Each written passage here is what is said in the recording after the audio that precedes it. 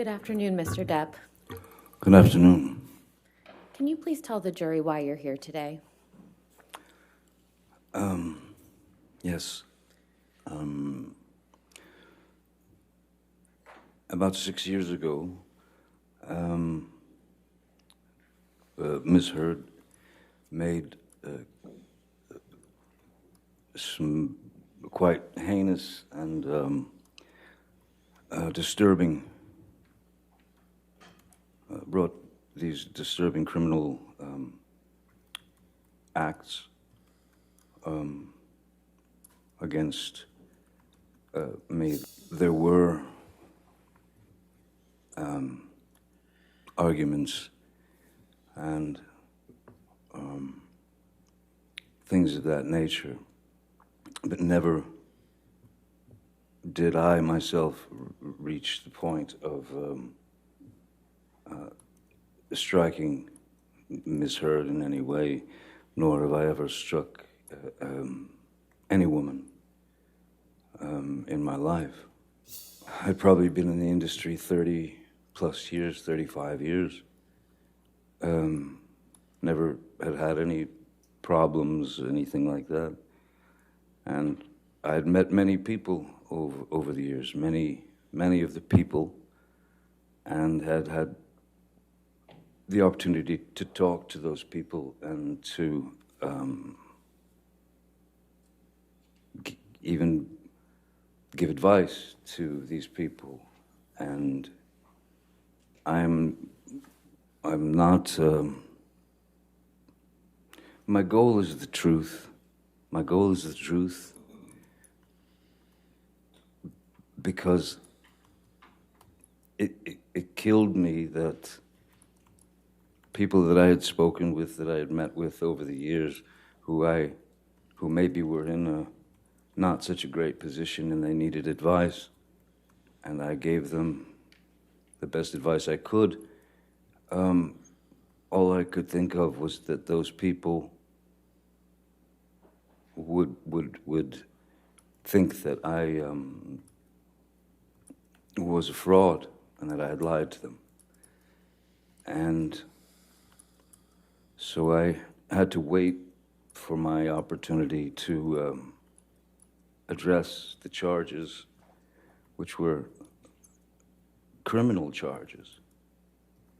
And they just weren't true. So I felt the responsibility of clearing the record as the only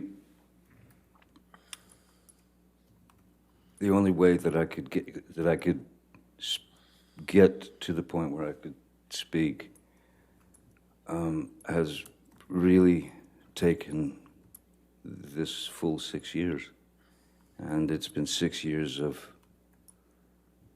trying times. It's very strange when one day you're Cinderella, so to speak, and then in 0.6 seconds you're Quasimodo. And I didn't deserve that, nor did my children, nor did the people who have believed in me for all these years. I didn't want any of those people to believe that I had done them wrong or lied to them or that I was a fraud. I pride myself on honesty. I pride myself on truth. Truth is the only thing I'm interested in. Other lies will get you nowhere, but lies build upon lies and build upon lies. It's too much to cover. I'm obsessed with the truth, and so today is the first opportunity that I've been able to speak about this case in full for the first time. Mr. Depp, how do you feel about the intimate details of your life being aired in this process?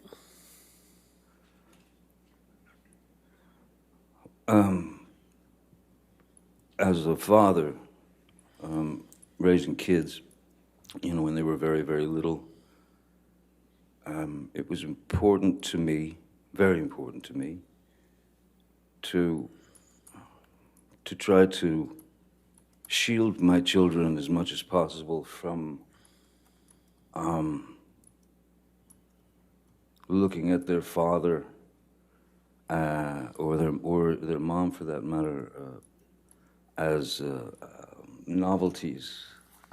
I didn't want my children to experience hordes of paparazzis. So I was always a very private person. So for me to come up here and stand before you, or sit before you all, and spill the truth is quite exposing. And it's unfortunate that it's not only exposing for myself, it's exposing for my family, it's exposing for Miss Heard, it's exposing for, it never had to go in this direction. And so I can't say that I'm embarrassed, because I know that I'm doing the right thing. How did your experiences observing your parents as a child affect your approach to your relationship with Miss Heard? Well, in the beginning of my relationship with Miss Heard, there was, from what I recall and what I remember, she was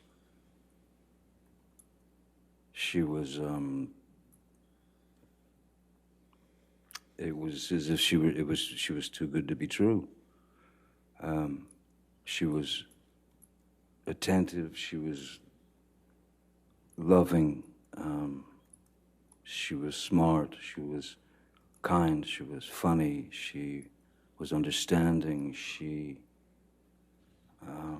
and we had many things in common, certain blues music and, well, music, literature, things of that nature. So for that year or year and a half, it was amazing. There were a couple of things that,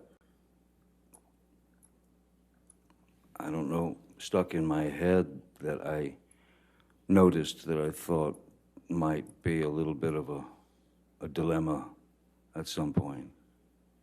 For example, I worked quite a lot, and when I would come home from work, I would come in the house or the hotel, and she would sit me down on the couch and give me a glass of wine and take my boots off, set them to the side, and I'd never experienced anything like that in my life. I just never thought that was, I just never experienced that before. And it became a regular thing that she did, this kind of routine. And I remember one night I came home from work, and I think she was on the phone or something, or busy. She was doing something, and so I sat down on the couch and I took my boots off, and suddenly Miss Heard approached with this look on her face that she just said, "What did you just do? What did you do?" I said, "What do you mean?" "You took your boots off." I said, "Yeah, yes, I did. You were busy, you know." No, that's my job. That's what I do. You don't do that. I do that." "Okay, all right then." And then she said, let me get you a glass of wine. And she brought me the glass of wine. But I did take pause, of course, at the fact that she was visibly shaken or upset that I had broken her rules of routine. I thought that strange. And then once you notice something like that, then you start to notice other little tidbits and things that come out. And then within a year and a half, she had become this another person. What did you like about Miss Heard when you first started your romantic relationship? She seemed to be the she seemed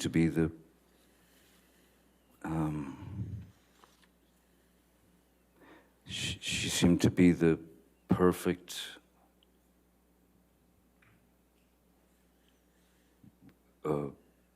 partner, in a sense, in my head for me, because she, as I said, she seemed to be very knowledgeable about old obscure blues music that I listened to and really liked. She was literate. She was sweet, funny, nice, all those things, you know. And she was, and from the beginning of our relationship at that time, for a good year and a half, she was wonderful. And then things just started to change, or things started to reveal themselves. That's, I think, is a better way to put it. You mentioned earlier in your testimony that Miss Heard would take off your boots when you would get home from work. What other types of behaviors did you observe in Miss Heard early in the relationship?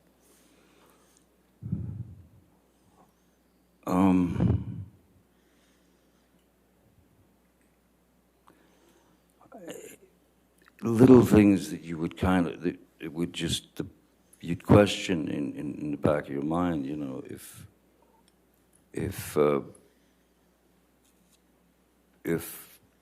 she wanted to go to bed, I'd say, oh, well, I can't sleep, you know, right now. And rather than go and just lay in a bed and stare at the ceiling, I would say, I'll be out here watching TV or hanging out. And that was just not acceptable. Just not acceptable. It would stir up some rather unusual reactions from her. I didn't understand why I, as a 50-something-year-old man, was not allowed to go to sleep when I wanted to, as opposed to when she wanted to. It started out with little things like that. And again, they just, they just, I suppose like anything, if they're allowed to continue, then they are allowed to grow. They're allowed to blossom into whatever they're going to become. When did you first meet Miss Heard's parents? I first met Miss Heard's parents when they had come out to Los Angeles, I believe, and I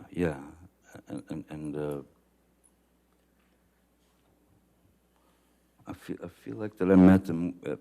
I think they came to my place, to my studio, and they were two completely opposite end of the spectrum people. Paige was she was an angel. She was an angel, and I loved her very much. I loved her instantly, and we had a very good relationship. Her father, David, was the opposite end of that. He was this outrageous kind of, almost like a cartoon cowboy, you know. And he was, the initial thought, I mean, my initial kind of definition for David would have been rascally, like a rascal, you know. But I loved, I mean, I grew to love them both very much, as well as her sister Whitney.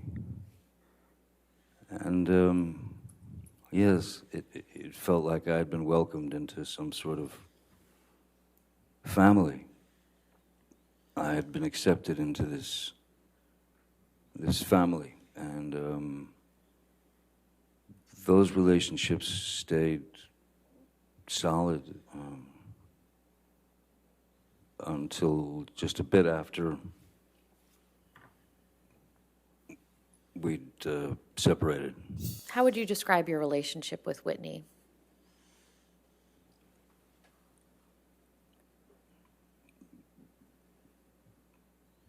Great. I mean, fantastic. She was, I called her sis. I loved her, you know. I had always felt something, I'd always felt like Whitney had missed out on something. Same objection. All righty. We can move on. Okay, thank you. Where was Whitney living when you and Miss Heard first started your relationship? She was living with her then boyfriend, Sean Krajewski. Was this in the same, where was Miss Heard living when you first started your relationship? Miss Heard had informed me that she just moved to a new place on Orange Avenue. What city is that in? Los Angeles, sorry, yeah. And was Whitney also living in Los Angeles? Whitney was living in Los Angeles, yes, with Sean Krajewski and yeah. So how often would you see Whitney when you and Miss Heard were in a relationship? Oh, a lot. Whitney would come over all the time with her boyfriend for dinners and such. Miss Heard always liked having people over, you know, for dinner parties and social kind of events at her place. Have you ever done any drugs with Whitney? Yes. How often would you do that? With Whitney, Yes, with Whitney. maybe three times, maybe twice, 3 times. Now, you said you did drugs a couple times with Whitney. What drugs were you doing with Whitney? Whitney and I had done a line or two of cocaine together.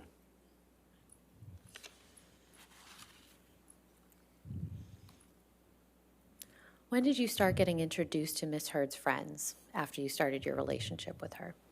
Almost immediately. Well, in fact, immediately, yeah. Immediately. I was introduced to the whole gang, you know. Rocky, Io, Brittany Eustace, Whitney, certainly. Who else? That's all that comes to mind at the moment.